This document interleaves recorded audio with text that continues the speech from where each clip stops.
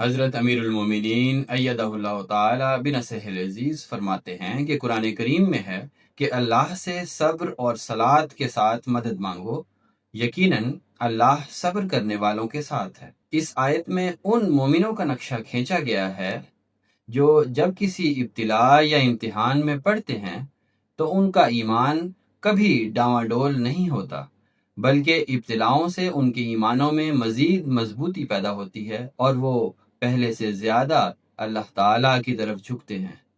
چنانچہ صبر کا مطلب ہے کہ مصیبت اور تکلیف کے وقت اللہ تعالیٰ کے آگے شکوہ اور شکایت نہ کرنا، بلکہ صبر کے ساتھ اس کو برداشت کرنا۔ اور قرآن کریم نے صبر کے ساتھ صلات کا لفظ استعمال کر کے دعاؤں کی طرف توجہ کرنے کی تلقین فرمائی ہے۔